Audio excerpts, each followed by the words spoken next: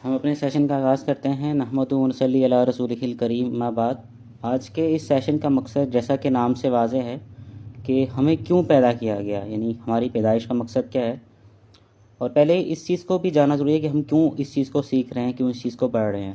کہ جیسا آپ کو معلوم ہے کہ آج تاک راتوں میں سے ایک رات ہے، اور تاک رات میں عبادات کے حوالے سے تلقین کی گئی ہے، جیسا کہ کتاب اللہ کے اندر یہ بات کہی گئی ہے کہ تاک رات میں جو عبادات ہیں یہ 1000 مہینوں کی یعنی عبادت سے بہتر ہے۔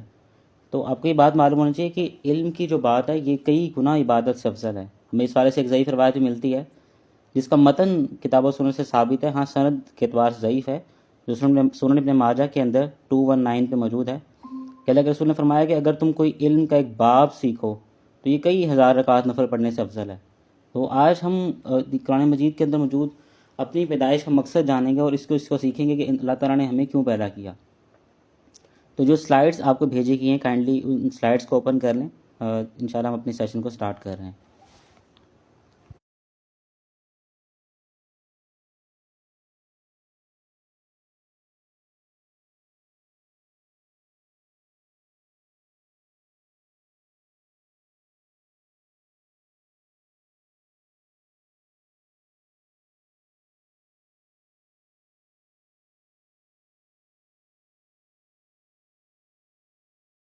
دیکھیں، سب سے پہلے ہم دیکھتے ہیں کہ اللہ تعالیٰ نے سورۃ الذاریات کے اندر کیا بات بیان فرمائی۔ آیت نمبر 56 میں اللہ تعالیٰ فرماتا ہے کہ میں نے جنوں اور انسانوں کو اس لیے پیدا کیا کہ وہ میری عبادت کریں۔ یعنی اللہ تعالیٰ کے جو پیدائش کا مقصد ہے، یعنی اللہ تعالیٰ نے جو ہمیں پیدا کیا ہے، ہماری پیدائش کا مقصد، اس کا مقصد اللہ تعالیٰ نے کتاب اللہ کے اندر ہی بیان کر دیا سورۃ الذاریات کے آیت نمبر 56 کے اندر کہ میں نے جنوں اور انسانوں کو اس لیے پیدا کیا کہ وہ میری عبادت کریں۔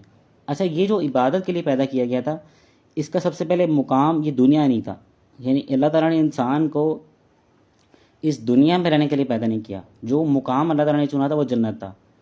پھر آپ کے پاس سوال یہ ہو کہ اللہ تعالیٰ نے ہمیں کیوں پیدا کیا، یعنی اس دنیا میں کیوں بھیجا۔ اس کا جواب اگر آپ اگلی آیت پر آئیں، سورۃ الکہف کی جو آیت ہے اس پہ اگر آپ آئیں تو اللہ تعالیٰ فرماتا ہے کہ ہم نے جو کچھ زمین میں ہے یعنی اسے اس لیے پیدا کیا یا اس کو اس لیے زینت بنایا کیا کہ تمہاری آزمائش کریں کہ تم میں کون اچھا عمل کرتا ہے۔ اسی طرح اگر آپ دیکھیں سورۃ الملک کی آیت نمبر 2 میں، اس کے اندر بھی اللہ تعالیٰ نے یہ بات بیان فرمائی کہ ہم نے موت و حیات یعنی زندگی اور موت کو اس لیے پیدا کیا تاکہ تمہاری آزمائش کریں کہ تم میں کون اچھے عمل کرتا ہے۔ یعنی اللہ تعالیٰ نے انسان کو پیدا کیا تھا جنت کے لیے۔ پھر جب دیکھا کہ ہر انسان اس کے لیے اہل نہیں ہے تو اللہ تعالیٰ نے انسان کو جب اس بات کو جانچا کہ ہر انسان اس بات کا اہل نہیں ہے تو اس کے لیے اللہ تعالیٰ نے انسان کو ٹیسٹ کے لیے دنیا میں بھیجا اور فرمایا کہ ہم نے موت و حیات کو، اصل میں اللہ تعالیٰ نے تو انسان کو زندگی دینی تھی، اور زندگی دینے کے بعد اللہ تعالیٰ نے انسان کو پیدا کرنا تھا یعنی جنت کے لیے، نہ کہ اس دنیا کے لیے۔ تو اس دنیا میں ہمیں کیوں بھیجا گیا، اس کا سوال کا جو جواب ہے وہی ہماری آج لیکچر کی ساری بیس ہے۔ تو انشاءاللہ اس کے جواب کی طرف چلتے ہیں۔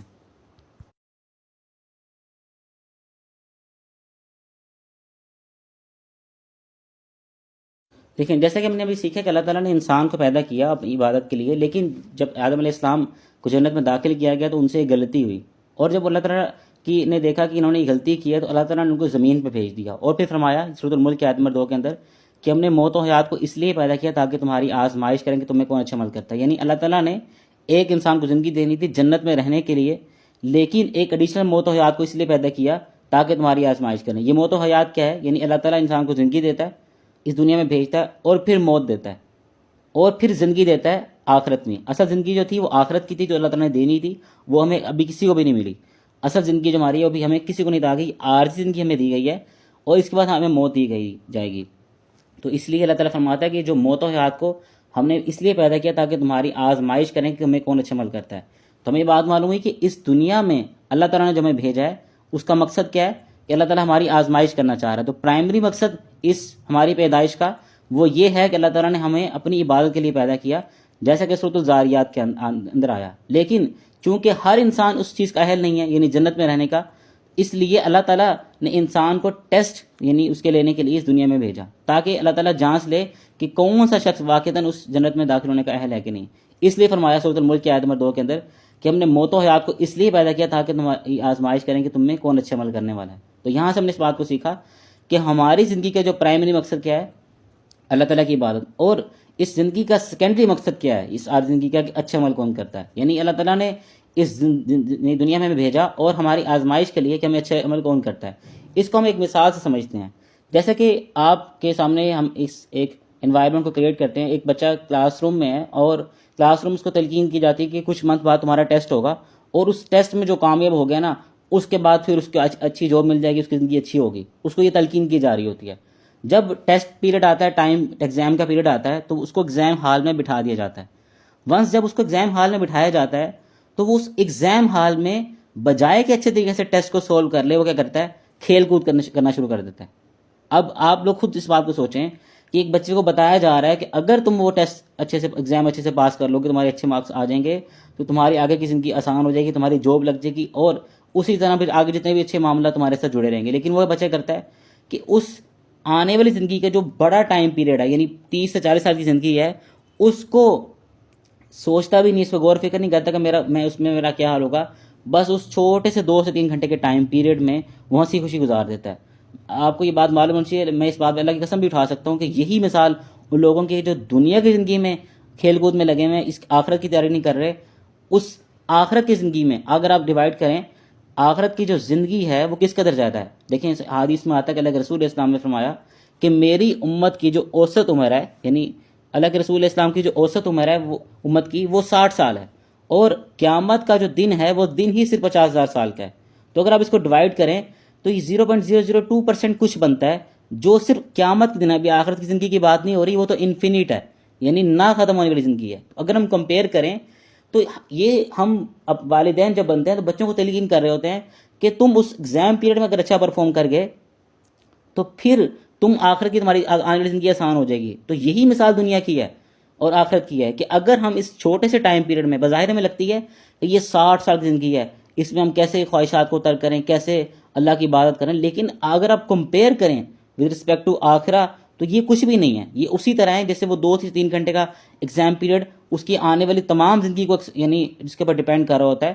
اسی طرح یہ جو انسان کی دنیاوی زندگی ہے 60 سال کی, یہ اس کی مکمل آنے والی زندگی کو یعنی اس کے اوپر ڈپینڈنٹ ہے. آپ دیکھیں, اس لیے ایک بات بیان کی گئی کہ دنیا آخرت کی کھیتی ہے, یعنی جو انسان یہاں پہ بوئے گا وہی وہ انسان وہاں جا کے کاٹے گا. اس لیے فرمایا کہ ہم نے موت و حیات کو اس لیے پیدا کیا کہ تمہاری آزمائش کریں کہ تمہیں کون اچھا عمل کرتا ہے. یعنی ہم نے اس بات کو سیکھا کہ اللہ تعالیٰ نے انسان کو پیدا کیا تھا جنت میں رہنے کے لیے, اور وہیں پہ اصل ہماری جگہ وہی ہے. اور لیکن کیونکہ ہر بندہ اس جنت کا اہل نہیں تھا, اس لیے اللہ تعالیٰ نے کہا کہ اب میں تمہارا ٹیسٹ لوں گا, جو اس ٹیسٹ میں پاس ہو جائے گا صرف اسی کو جنت میں داخل کروں گا, جو فیل ہو جائے گا اس کو میں پھر جہنم میں داخل کروں گا. اس لیے فرمایا, اگر آپ سلائڈ نمبر 4 پہ آئیں, سورۃ الملک کی آیت نمبر 2 کے اندر, کہ ہم نے موت و حیات کو اس لیے پیدا کیا تاکہ تمہاری آزمائش کریں کہ تم میں کون اچھا عمل کرتا ہے. یعنی اللہ تعالیٰ نے ہمیں زندگی دی جو بھی ہماری چل رہی ہے, اس کے بعد ہم سب کو موت آئے گی, تو ہماری یہ زندگی موت و حیات جو اللہ تعالیٰ نے ایک ایڈیشنل پیدا کی تھی وہ ختم ہوگی, یعنی ایک عارضی چیز ختم ہوگی. اس کے بعد اللہ تعالیٰ جب سب کو لوگوں کو اس قیامت کے دن اٹھائے گا, وہی اصل زندگی ہے اور وہ انفینٹ زندگی ہے. اب کوئی انسان جنتی ہے تو ہمیشہ جنت میں رہے گا, جہنمی ہے تو ہمیشہ جہنم میں رہے گا, اس کے بعد وہ زندگی ختم نہیں ہونے والی. اس لیے دیکھیے کہ ہمارے لوگوں کا جو مقصد ہے زندگی کا وہ اس لیے کلیئر نہیں ہوتا, ان کو پتہ ہی نہیں کہ ہماری عارضی زندگی ہے. وہ سمجھتے ہیں کہ یہی اصل زندگی ہے. جیسے کہتے ہیں کہ 4 دن کی زندگی ہے اور کھا لو پی لو جی لو جو مرضی کرو, عیاشی, اس چیز کو سمجھ جاتا ہے. جبکہ وہ اس بات کو, ان کا عقیدہ ہی کلیئر نہیں ہوتا کہ یہ آپ کو جو بات سکھائی جائے, اللہ تعالیٰ نے جو ہمیں تعلیم دی ہے کہ یہ عارضی زندگی ہے. اس کی مثال آپ یہ لے لیں کہ بعض لوگ جب ہم ان لوگوں کو کہتے ہیں کہ دنیاوی جو خواہشات کو ترک کر کے آخرت کی طرف موو کرو, تو وہ کہتے ہیں نہیں کہ تم لوگ تو, یعنی اسلام تو کمفرٹ سے روکتا ہے, اسلام کہتے خواہشات کو ختم کر دیتا ہے, اسلام ہر چیز کو حرام کہہ دیتا ہے. دیکھیں اسلام کبھی بھی اس چیز کو نہیں کہتا, یہ وقت کا اختلاف ہے ہمارا. ہم یہ جو بات کہنے والے ہیں دنیا پرست لوگ جو کہتے ہیں کہ اسلام تو ہمیں زندگی گزارنے دیتا, وہ تو ہمیں کسی طرح کی انجوائمنٹ نہیں کرنے دیتا, اسلام نے تو یہ بات کہی نہیں ہے. یہ وقت کا صرف اختلاف ہے. بات یہ ہے کہ ہم جو دنیا کی مخالف میں ہیں اور آخرت کی طرف دعوت دے رہے ہیں, ہمیں بھی یعنی مال و دولت چاہیے, ہمیں بھی اسی طرح گھوڑ سواری چاہیے, ہمیں بھی مال و جائیداد چاہیے, لیکن اس جگہ پہ نہیں, اس جگہ پہ. میں پھر بات کر رہا ہوں, ہم میں بھی ہمارا ان سے اس بات پہ اختلاف نہیں ہے کہ آپ کے پاس مال و دولت نہ ہو, اس بات پہ اختلاف نہیں ہے کہ آپ کے پاس عالی شان کپڑے نہ ہوں, اس بات پہ اختلاف نہیں ہے کہ آپ کے پاس یعنی خوبصورت بیویاں نہ ہوں, اس بات پہ اختلاف نہیں ہے کہ آپ کے پاس صحت ہو. اختلاف صرف جگہ اور وقت کا ہے. ہم یہ بات کہتے ہیں کہ ہمیں بھی یہ سب چیزیں چاہیے, آپ کو بھی چاہیے. آپ 60 سال کی زندگی میں حاصل کرنا چاہ رہے ہیں, جبکہ ہم اس آخرت کی زندگی میں حاصل کرنا چاہ رہے ہیں جس میں ہمیں اصل میں ضرورت ہوگی. تو بات یہ ہے کہ اسلام کبھی بھی یہ نہیں کہتا کہ چیزیں آپ نہ حاصل کریں، بلکہ اسلام کہتا ہے کہ اصل جو اس کا جگہ ہے وہ آخرت ہے، نہ کہ دنیا. اس کی مثال ہم یہی لے لیں کہ ایک بچے کو ہم یہ بات، اس دوبارہ اس ایگزامپل پہ آتے ہیں، ایک بچے کو ہم یہ بات سمجھائیں کہ یہ 3 گھنٹے کا ایگزام پیریڈ ہے، اگر آپ اس ایگزام پیریڈ میں کامیاب ہو گئے تو پھر آپ کی آنے والی زندگی آسان ہو جائے گی. وہ بچہ یہ کرے کہ پیپر اٹھا کے سائڈ پہ پھینکے اور کھیل کود کرنے لگ جائے، تو آپ اسے کیا کہیں گے کہ کس قدر گمراہ، یعنی کہ بچہ ہے کس قدر گمراہی کے اندر یہ پڑا ہوا ہے. اور سیم یہی مثال ان لوگوں کے جو دنیاوی زینت کے پیچھے لگے ہوئے ہیں اور اس آخرت کی زندگی کو یعنی پیچھے چھوڑے بیٹھے ہیں. آپ دیکھیں ہمارے معاشرے کے اندر جس طرح کے یہ کیپٹلزم کا سٹرکچر ہے، دنیا میں تعلیم یعنی ایک بنیاد بنا دیا گیا ہے، اس کے اندر ایک انسان کو محنت کرتے یعنی مال و دولت کو حاصل کرتے کرتے عام طور پر اس معاشرے میں 40 سال لگ جاتے ہیں. ابھی جیسے ایک وارن بفیٹ ہے، وہ ایک بہت بڑا انویسٹر ہے اسٹاک مارکیٹ کا، اس کے بارے میں آتا ہے کہ اس نے 60 سال اس کو لگے $1 بلین کمانے میں، اور اس کے بعد جا کے اس کو تقریباً 15 سے 20 سال میں لگے $150 بلین پہنچنے پہ. تو یہ جو سب لوگ کوشش کر رہے ہیں، کوشش کر کے بھی کامیاب نہیں ہو پا رہے. بات دیکھیں، یا تو یہ نا کہ ایک انسان یہ بات کہے کہ ٹھیک ہے تم کہتے ہو آخرت کی تیاری کرو اور ہم دنیا کی تیاری کی طرف بات کرتے ہیں، تو بات یہ کہ وہ کامیاب بھی ہو جاتے ہوں. کہ آپ دیکھیں اس معاشرے میں 8 ارب یعنی 800 کروڑ لوگ اس دنیا میں موجود ہیں. سب اکثریت جو ہے، اکثریت سوائے چند ایک کو چھوڑ کے دنیا کمانے کے پیچھے لگی ہوئی ہے اور دنیا کو آخرت پہ ترجیح دے رہی ہے. کہ سب نے دنیا حاصل کر لی ہے؟ اب اس بات پہ فوکس کریں، جن لوگوں نے اس بات پہ لگے کیا ان سب نے حاصل کر لی ہے؟ نہیں، سوائے چند ایک کے. اور جن کے پاس ہے بھی، وہ جیسی ان کی موت آنی ہے وہ ختم ہو جانے والی ہے. جیسے کہ صحیح مسلم میں کتاب الزہد کے اندر حدیث اللہ کے رسول اسلام نے فرمایا کہ آدمی کہتا ہے یا ابن آدم کہتا ہے کہ میرا مال میرا مال، حالانکہ اس کا مال تو وہی ہے کہ جو اس نے یعنی پہنا اور بسیدہ کر دیا، یہ جو کھایا جو ہضم ہو گیا، یا وہ جو اس نے اللہ کے راستے میں یعنی خرچ کر کے آخرت کے لیے ذخیرہ کر لیا. آپ دیکھیں کہ ایک انسان کو اس کے مال سے کیسے فائدہ پہنچ سکتا ہے. 3 طریقے اللہ کے رسول نے فرمائے کہ ایک تو اس کو کھا لے، اپنی صحت کے لیے استعمال کرے، دوسرا اپنے بدن کو ڈھانپنے کے لیے استعمال کرے، تیسرا یہ اس کے علاوہ تیسرے فائدے کے علاوہ کوئی اس کو مال فائدہ نہیں پہنچا سکتا کہ اس کو اللہ کے راستے میں خرچ کر لے، جس کا اس کو اجر اللہ تعالیٰ کے آخرت میں ملے گا. اب دیکھیں ہمارے یہاں جب ہم یہ باتیں کرتے ہیں تو یہاں پہ ایک دبا ایک ٹیگ لگایا جاتا ہے ایکسٹریمسٹ کا، کہ یہ متشدد لوگ ہو، ایک ہی طرف لگ گئے ہو، ایکسٹریمسٹ ہو. اچھا آپ یہ بات دیکھیں، ایکسٹریمسٹ کہا کس جاتا ہے؟ جو بالکل ایک طرف لگ گئے ہو. اچھا اب اس کی 2 ایکسٹریم ہیں، ایک اعتدال ہے اور ایکسٹریم کے ہم آپ کو دونوں ایکسٹریم بتائیں گے. ایک ایکسٹریم یہ ہے، جیسے اللہ تعالیٰ آگے سورۃ الکہف آئے گی کہ اللہ تعالیٰ نے فرمایا کہ کیا ہم تمہیں بتائیں کہ اعمال کے اعتبار سے سب سے زیادہ خسارے میں کون ہے. اگر آپ سلائیڈ نمبر 9 پہ آئیں تو اللہ تعالیٰ نے یہ سوال کیا ہے تاکہ اٹینشن اپنی طرف اللہ تعالیٰ کرنا چاہ رہا تھا لوگوں کی کہ کیا تم اس بات کا جواب دیں یا اس بات کو بتائیں کہ اعمال کے اعتبار سے سب سے زیادہ خسارے میں کون سب سے زیادہ نقصان اٹھانے والے اعمال کر رہا ہے. تو فرمایا اللہ تعالیٰ نے کہ جن کی ساری کوششیں دنیا کی زندگی کے یعنی لگ گئی، انہوں نے ساری کی ساری ایفرٹس پوٹ کر دی دنیا کی زندگی کے لیے، اور وہ سمجھ رہے ہیں کہ بہت اچھا کام کر رہے ہیں. اب یہ ایک ایکسٹریم بیان کی کس نے؟ اللہ تعالیٰ نے ان لوگوں کی. یہ ایک ایکسٹریم ہے بالکل ایک سائڈ پہ، اور یہ ایک کون ہے سمجھ لیں. اچھا دوسری ایکسٹریم کیا ہے؟ رہبانیت، کہ آپ شادی نہ کریں اور مال و دولت کی بالکل آکوس کثرت ہو، آپ محتاج ہوں اور آپ بالکل بھی مال و دولت کی طرف نہ آئیں، ہمیشہ 100% ایفرٹ دین کے لیے لگائیں. اور یہ ایک ایکسٹریم ہے، یہ رہبانیت. اور اعتدال کیا ہے؟ کہ آپ دنیاوی معاملات کو بھی ساتھ لے کر چلیں اور دین کو بھی ساتھ لے کر چلیں. تو آپ کو معلوم ہے کہ اصل میں ایکسٹریمسٹ کون ہے، اصل میں متشدد لوگ کون ہیں؟ یہ لوگ جو ہمیں ایکسٹریمسٹ کہہ رہے ہوتے ہیں، یہ اصل میں متشدد لوگ ہوتے ہیں. ہم تو نہ رہبانی کی طرف گئے ہیں، یعنی ایک انسان جب آخرت کی تیاری کر رہا ہوتا ہے تو وہ اعتدال کے اندر ہوتا ہے، ٹھیک ہے، نہ وہ یعنی بالکل رہبانی کی طرف چلا گیا ہے اور نہ ہی وہ بالکل دنیا کی طرف یعنی کمانے کی طرف چلا گیا. تو اصل میں ایکسٹریمسٹ لوگ اپنے عیب چھپانے کی خاطر دوسروں پہ الزام لگا دیتے ہیں. تو یہ سائیکولوجیکل مسئلہ ان کا، کہ بجائے کہ حق بات کو قبول کریں وہی الزام ان لوگوں پہ لگا دیتے ہیں. اصل میں یہ بالکل سائڈ پہ ہو گئے ہیں، یعنی ایک سائڈ پہ، نہ انہوں نے ایکسٹریمسٹ سے مراد کے بالکل ایک طرف متشدد ہو جانا. اب انہوں نے دنیا کی طرف 100% ایفرٹس پٹ کر دی، دین کے لیے کچھ نہیں کیا. تو اصل میں یہ ایکسٹریمسٹ لوگ ہیں، متشدد لوگ ہیں، اور یہ سب سے معاشرے کے لیے خطرناک لوگ ہیں. اسی طرح دوسرے وہ خطرناک لوگ ہیں جو رہبانیت کی طرف ہیں، ایسا بھی دین اسلام میں تعلیم نہیں دیا گیا. اگر آپ سورۃ البقرہ کو پڑھیں آیت نمبر 201 کو اور دیگر بھی، کہ اللہ تعالیٰ نے کچھ لوگوں کی مثال بیان کی کہ بعض لوگ ایسے ہیں کہ تمام تر ایفرٹ دنیا کے لیے پٹ کر دیتے ہیں. اللہ تعالیٰ نے یعنی ان لوگوں کی مثال بیان کی جو گمراہ کن ہیں، وہی جو لوگ جو سورۃ الکہف کے اندر بیان کی، جنہوں نے تمام تر ایفرٹس پٹ کر دی یعنی دنیا کے لیے. پھر اللہ تعالیٰ نے اہل ایمان کی صفات بیان کی اور فرمایا کہ اہل ایمان دعا کرتے ہیں ربنا آتنا فی الدنیا، یہ مشہور دعا ہے جو ہمیں بچپن میں سکھائی گئی. اور اسی طرح صحیح بخاری کے اندر آتا ہے کہ اللہ کے رسول اسلام کے زوجہ محترمہ سیدہ عائشہ الگ روایت کرتی ہیں. اسی طرح سیدنا انس بن مالک جنہوں نے اللہ کے رسول کی 10 سال خدمت کی، وہ الگ حدیث میں روایت کرتے ہیں کہ اللہ کے رسول اسلام کی سب سے زیادہ دعا، اکثر دعا یہ وہ کرتی تھی. تو مومن کا رویہ کیا ہوتا ہے کہ وہ اللہ تعالیٰ سے حسنات مانگتا ہے، دنیا کے بھی، آخرت کے بھی، اور آخرت کے عذاب سے پناہ مانگتا ہے.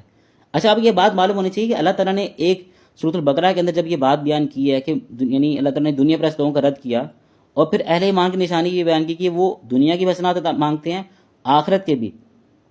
تیسری کیٹیگری کی بیان اللہ تعالیٰ نے بیان نہیں کیا، نہ کوئی فضیلت بیان کی، نہ رد بیان کیا. تو بات یہ بیان کی تیسری کیٹیگری اسلام میں ہے ہی نہیں، جو بالکل رہبانیت ہے، وہ اسلام کے اندر نہیں ہے.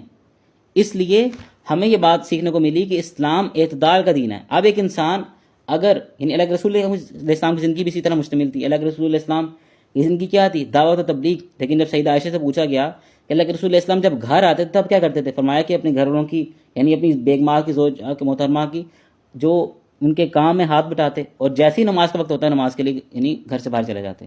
اسی طرح ایک انسان مال کما رہا ہے اپنے گھر والوں کے لیے، اپنی بیوی کے لیے، کہ اعتدال کی زندگی جی رہا ہے، یہ آخرت کے لیے بھی یعنی ایفرٹس پٹ کر رہا ہے اور دنیا کے لیے بھی، اصل میں اعتدال ہے. اچھا، اسی طرح دیکھیے اعتدال تو ہم اس کا ایک اور جو اگر تناظر سے دیکھیں، اعتدال تو یہ ہوگا نا جس قدر اہمیت ہے اس کی طرف اتنا ٹائم لگایا جائے.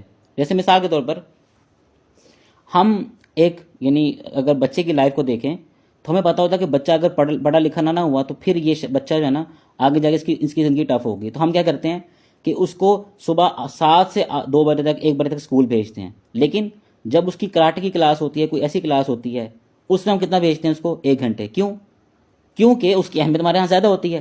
تو اعتدال تو یہی ہے نا کہ جس کے اندر اہمیت اس کو اتنا ٹائم دیا جائے، نہ کہ ایکسٹریمسٹ ہے. ایکسٹریمسٹ یہ لوگ ہیں جو بالکل ایک سائڈ پہ ہو گئے ہیں، یعنی دنیا ہی کی طرف لگ گئے ہیں، اصل میں ایکسٹریمسٹ لوگ ہیں. اعتدال تو اس کا ایک تناظر سے یہ بھی ہوگا کہ آپ جس چیز کی جتنی اہمیت ہے اس کو اتنی اہمیت دی جائے. جیسے اللہ کے رسول علیہ السلام نے فرمایا، جو ایک بہت موٹیویٹنگ حدیث ہے، کہ اللہ کے رسول نے فرمایا کہ ایک شام یا ایک صبح اللہ کے راستے میں گزار لینا یا اللہ کے راستے میں صرف کر لینا، دنیا اور جو کچھ ہے اس سے بہتر ہے. یعنی ایک انسان کو اگر ایک صرف کچھ شام یا کچھ صبح اللہ کے راستے میں اگر وہ وقت لگا دیتا ہے دین کی تعلیم سیکھنے میں یا کسی بھی کام میں، تو اس شخص کو جو بینیفٹ حاصل ہونے والا ہے وہ دنیا اور جو کچھ ہے اس میں بہتر ہے. یعنی اس دنیا میں کوئی ایسا شخص نہیں اس کے پاس ساری دنیا کی دولت ہو، کوئی بھی ایسا شخص نہیں ہے. لیکن آپ دیکھیں دنیا اگر ہم کمپیریزن کریں آخرت سے، تو اس کی مثال اللہ کے رسول نے بیان کی کہ ایک جو کچھ تھوڑا سا ٹائم پیریڈس لگا دینا اپنی زندگی کا، اس قدر اس کو آخرت میں اس کا فائدہ ہوگا کہ دنیا جو کچھ میں اس سے بڑھ کر. تو آپ دیکھیں جنہوں نے اپنی زندگی اللہ کے راستے میں صرف کر دی، ان کو اللہ تعالیٰ کس قدر نوازنے والا ہے، کس قدر ان کو فائدہ ہونے والا ہے. آپ اسی طرح تناظر کر لیں. اس طرح صحیح مسلم ایک اور جس اللہ کے رسول نے فرمایا کہ تم میں سے کوئی شخص اپنی انگلی کو سمندر میں یا دریا میں ڈالے اور اس یعنی انگلی کو باہر نکالے. فرمایا کہ جتنا وہ پانی انگلی ساتھ لے کر آئیے یہ دنیا کی زندگی ہے، اور جتنا وہ سمندر ہے وہ آخرت کی زندگی ہے. اگر آپ خود اس بات کو امیجن کر لیں، اصل میں یہ میکسیمم ایگزامپل ہے جو دی جا سکتی تھی. ویسے تو آخرت انفینٹ ہے، لیکن یہ جو میکسیمم ایگزامپل ایک دی جا سکتی تھی وہ اس والے سے ہے. اب اسی طرح دیکھیے کہ اللہ کے رسول علیہ السلام ایک ایسے شخص ہیں جو اللہ تعالیٰ نے ان کو تمام آنے والے لوگوں کے لیے مختص کیا. یعنی ان کی خاصیت یہ کہ رحمت للعالمین ہے، اور ان کی امت کی جو تعداد ہے وہ سب سے زیادہ ہوگی، کیونکہ ان کی امت دیر آتی رہی ہے اور یہ آخری نبی تھے. تو اس کے بعد کوئی نبی نہیں آیا. سب سے زیادہ جو امتی ہیں، اللہ کے رسول نے فرمایا کہ قیامت کے دن جنتوں کی 120 صفحے ہوں گی اور اس میں سے 80 صفحے میرے امتیوں کی ہوں گی. لیکن اس نبی سے اللہ تعالیٰ کو اس قدر پیار ہے، محبت ہے، کیونکہ اللہ تعالیٰ ان کی شفاعت قبول کرے گا. لیکن اس نبی کو اللہ تعالیٰ نے ایک وصیت کی ہے، بلکہ ایک حکم دیا قرآن مجید میں. اگر آپ سلائیڈ نمبر 11 کے اوپر آئیں، جو ایک اورنج سے کلر کی سلائیڈ بنی ہوئی ہے سورۃ الطٰہٰ کے اندر، اللہ تعالیٰ فرما رہا ہے اور آپ یعنی اے نبی اپنی آنکھیں ہرگز نہ اٹھائیں ان چیزوں کی طرف جو ہم نے مختلف یعنی لوگوں کی آزمائش کے لیے یعنی ان کو دے رکھا ہے. اب بہت سے لوگ یعنی اس چیز کی وجہ سے فتنے میں پڑ جاتے ہیں دنیا کے کہ فلاں رشتہ دار کے پاس مال و دولت ہے، فلاں رشتہ دار کے پاس اتنا مال ہے، جبکہ اللہ تعالیٰ ہمیں کیا نصیحت کر رہا ہے کہ آپ اپنی آنکھیں ہرگز نہ اٹھائیں ان چیزوں کی طرف جو ہم نے مختلف لوگوں کو دنیا کی زندگی کے طور پہ دے رکھا ہے، تاکہ ہم ان چیزوں کے ذریعے انہیں آزمائش میں ڈالیں. فرمایا کہ آپ کے رب کی طرف سے جو آپ کو رزق دیا گیا ہے یہ بہتر اور باقی رہنے والا ہے۔ اچھا اس کی مثال ہم ایک اور لیتے ہیں، اگر آپ سورۃ النمل میں آئیں، سورۃ سیدنا سلیمان علیہ السلام کا واقعہ، وہ چونٹی کا بھی اس میں واقعہ موجود ہے، اسی طرح ہدہد کا واقعہ موجود ہے اس کے اندر۔ اور اس واقعے میں تخت بلقیس والے واقعے میں آپ دیکھتے ہیں کہ جب اس واقعے میں یہ ہے کہ ان کا ایک دربار میں بیٹھا ایک عالم اس تخت کو یعنی پلک جھپکنے کی دیر میں لے آتا ہے، جب وہ لے کر آتا ہے تو سلمان علیہ السلام جب دیکھتے ہیں کہ یہ جو چیز یعنی میرے پاس تخت آ گیا، اللہ تعالیٰ نے مجھے نعمت بخشی ہے، وہ اس بات کو اقرار کرتے ہیں کہ یہ اللہ نے مجھے اس لیے دی ہے تاکہ میری آزمائش کرے کہ میں اللہ کا شکر گزار بندہ بنتا ہوں یا اللہ کا ناشکر گزار بندہ۔ یعنی یہ دنیاوی نعمت انبیاء کے لیے بھی آزمائش ہے، عامی بندے کے لیے نہیں ہے، یہ انبیاء کے لیے بھی آزمائش ہے۔ وہ نبی اپنی زبان سے اقرار کر رہے ہیں، سلیمان علیہ السلام جو بادشاہ ہیں جن کو اللہ تعالیٰ نے ایسی حکومت دی ہے جو کسی کو نہیں دی۔ سلیمان علیہ السلام کے والے سے اللہ کے رسول نے فرمایا کہ انہوں نے دعا کی تھی، اللہ جیسی حکومت مجھے دے رہا ہے ایسی حکومت کسی کو مل دے۔ اور وہ نبی کہہ رہا ہے کہ اے اللہ یعنی یہ اللہ نے مجھے آزمائش میں ڈالا ہے کہ میں اس کو شکر گزار بندہ بنتا ہوں یا نہ شکرا۔ یعنی اتنی بڑی سلطنت جو کسی کو نہ ادا کی وہ اس کو کہہ رہا ہے کہ میرے لیے آزمائش ہے۔ اور اسی چیز کو اگر آپ دیکھیں، یہ اللہ تعالیٰ نے سورۃ الاحزاب کے اندر بھی اور دیگر بھی بہت سی آیات کے اندر یہ بات بیان فرمائی ہے کہ مال اور اولاد تمہارے لیے فتنہ ہے، آزمائش ہے۔ اور فرمایا اللہ تعالیٰ کو اللہ کے رسول نے کہ آپ کے پروردگار کی طرف سے دیا ہوا رزق ہی بہت بہتر ہے اور ہمیشہ رہنے والا ہے۔ اچھا ہمارے ہاں یہ بات سمجھ جاتی ہے کہ رزق ہوتا ہے صرف یہ کھانے کی چیزیں، جبکہ رزق یہ نہیں ہے۔ رزق کے اندر نیک اولاد ہے، ہدایت ہے، دین کی علم، دین کی تعلیم ہے، ایمان اور یعنی قلب سکون ہے، یعنی دل کا سکون ہے۔ اب یہ تمام چیزیں جو ہیں اس چیز کے اندر شامل ہیں۔ اچھا اگر آپ اس چیز کو دیکھیں کہ یہ جو ہم نے شروع میں دعا پڑھی ہے یعنی ربنا آتنا فی الدنیا والی، اس کے اندر بھی حسنات جو دنیا کے ہیں اس میں بھی یہ تمام چیزیں شامل ہیں۔ ایک انسان کو جو دعا کرنی چاہیے اس میں دنیا نہیں مانگی گئی، اس میں دنیا کے حسنات مانگے گئے۔ اگر آپ اس چیز کو فوکس کریں تو اس کے اندر جو اللہ تعالیٰ سے ہم جو دعا کر رہے ہیں دنیا کے حسنات ہیں، یعنی نیک بیوی، جیسے اللہ کے رسول نے فرمایا کہ دنیا متاع ہے، یعنی دنیا فائدہ اٹھانے کی چیز ہے، لیکن سب سے بہترین فائدہ اٹھانے کی چیز جو نیک بیوی ہے، تو سب سے بہترین رزق ایک انسان کو جو مل سکتا ہے وہ نیک بیوی ہے۔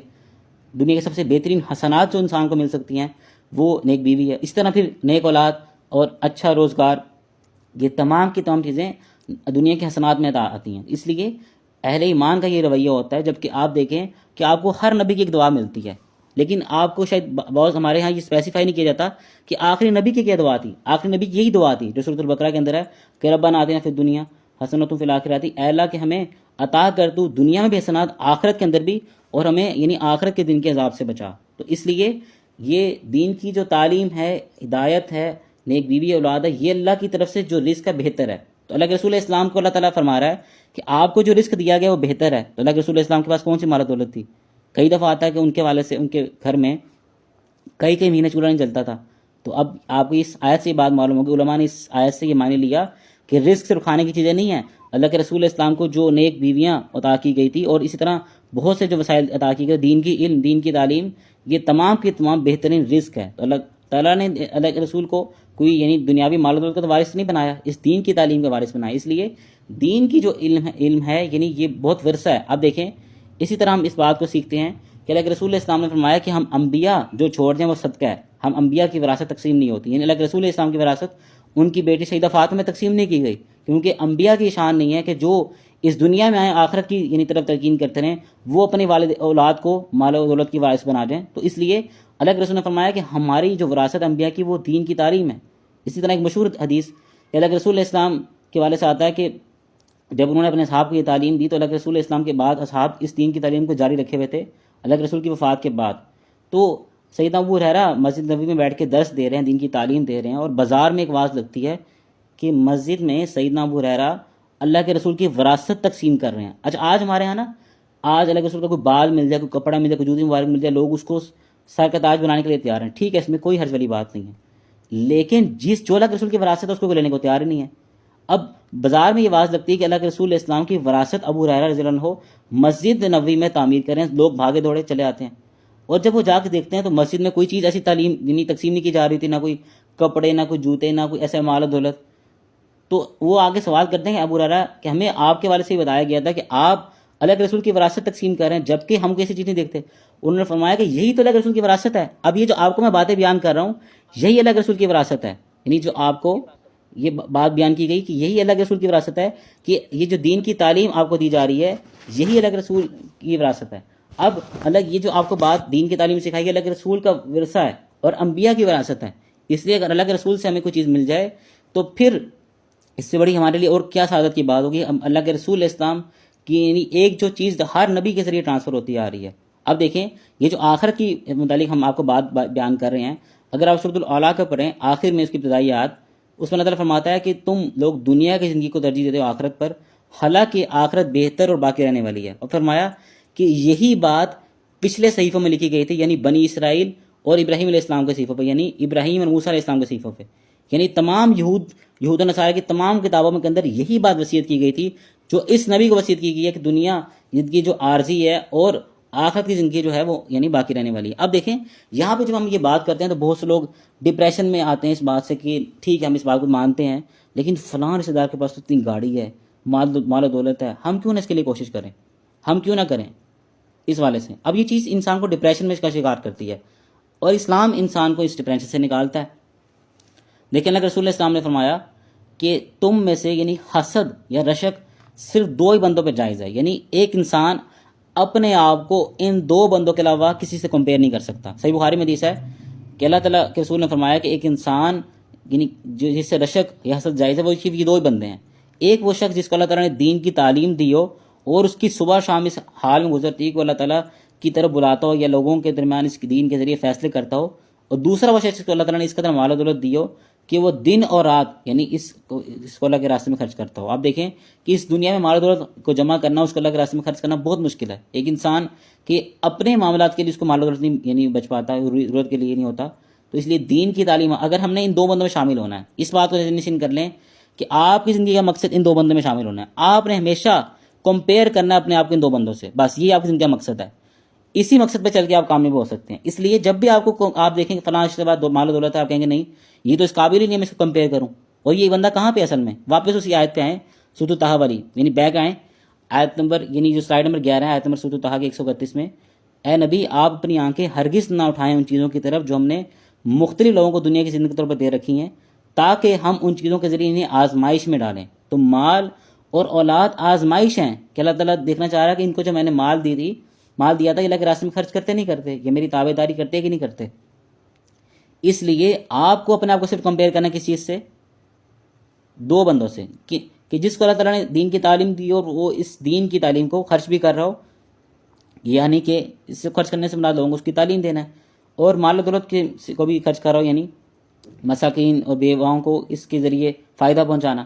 اب ان دو لوگوں سے ہم خود کو کمپیئر کر سکتے ہیں. تو اسلام نے ہمارا یہ ڈپریشن ہی ختم کر دیا کہ جب بھی ہم کسی کو دیکھیں گے کہ اس کو ہم جب اس دین کی تعلیم عمل کرتے ہوئے آخرت کی تیاری کریں گے تو ہمیں ایک وسوسہ آئے گا شیطان کا. وہ کیا کہے گا کہ ٹھیک ہے تم دین کی تعلیم کرو لیکن وہ لوگ تو مزے میں زندگی گزار رہے ہیں، ان کے پاس گاڑی ہے. آپ کی یہ جو دین کی تعلیم ہے یہ آپ کے فتنے سے نکالے گی. جیسے آتا ہے نا دجال کا جب فتنہ آئے گا تو ایک شخص کو دجال قتل کرے گا اور وہ کہے گا کہ دیکھ میں نے تجھے قتل کیا، مجھے خدا مان لے.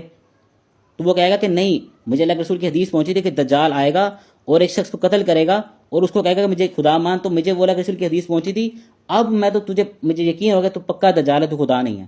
تو احادیث کتاب و سنت کی تعلیم آپ کو فتنے آزمائش سے بچاتی ہیں، نہ کہ آپ کو فتنہ آزمائش میں مبتلا کرتی ہیں. علم آپ کے لیے دین کو عمل کرنے میں آسانی پیدا کرتا ہے. اب دیکھیں یہ دین ہمیں کس طرح نکال رہا ہے. اللہ کے رسول نے فرمایا کہ اپنے آپ کو صرف کمپیئر کرو دو لوگوں سے، تو ہمارا ساری ڈپریشن ساری ٹینشن جو لوگوں کو ہوتی ہے وہ ختم ہوگی.